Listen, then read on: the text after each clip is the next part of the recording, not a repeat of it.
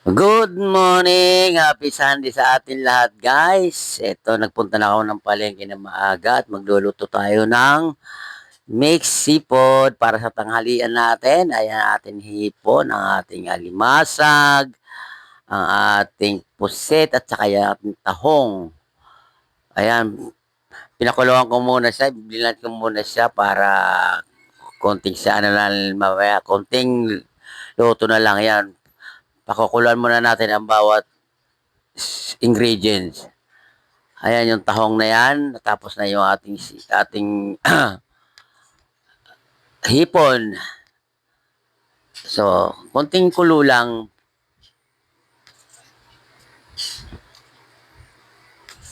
Okay, tapos ang ating alimasag, tatlo nga lang yan eh.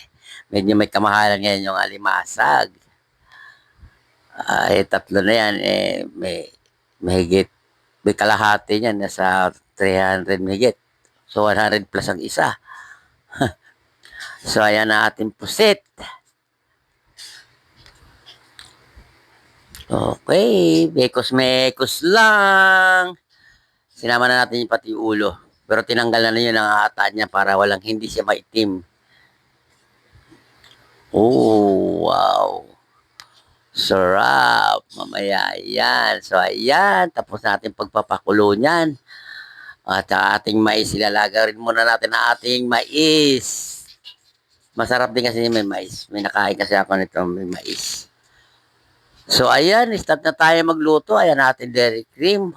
Ang ating butter, dalawang maliliit na hiwa. Okay. Patutunawin lang natin ang ating butter. So, ayan.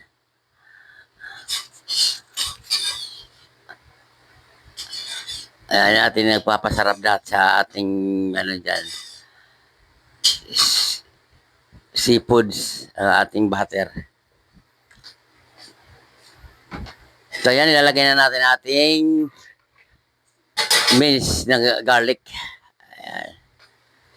Bumili lang ako sa palengke kanina ng nakatadtad na siya. Marami yun. 20 pesos, marami.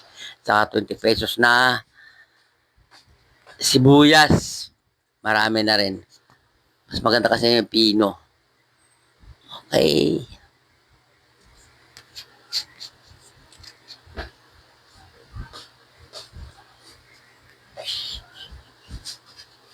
So, ayan. Medyo lulutuin lang natin sibuyas at saka bawang para lumabas sa kanyang aroma. Para lumabas, lagay natin ng dalawang oyster sauce.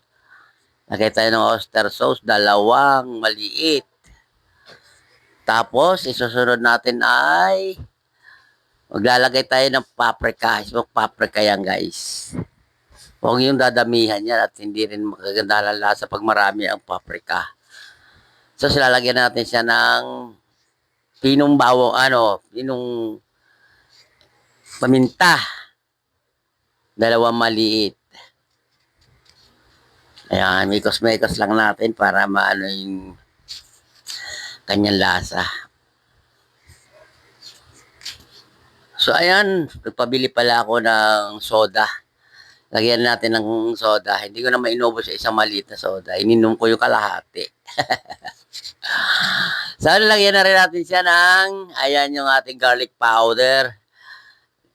Pampalasa din yan, dagdag pampalasa din yan. Kahit may bawang na tayo na mas maganda pa rin yung may garlic powder at saka yung ating chicken powder. Ayan. Pampadagdag lasa din yan. So, ayan, ready na. Ready na ang ating, lalagyan natin ng konting toyo at medyo matabang. Saka lagyan natin ng konting bechin, SMSG. At so, ayan, pwede na. Ilalagay na natin ang ating pinukulo ang mga ingredients. Okay, malasa-malasa yan. Masarsa-masarsa. Okay, guys. So, ayan. Konting ano na lang. Ang ating halo-halo, halo-haloy natin para pareha sila may sarsa. Okay, ayan na, malapit na. Malapit na tayong kumain sa pananghalian. Buti kumakain naman sila, yung mga kasama ko ng seafoods. Akala ko hindi sila nagsisikain eh. So ayan, sarap, masarsa. Masarsa guys. So ayan, thank you for watching at luto na ang ating pananghalian na mixed seafood.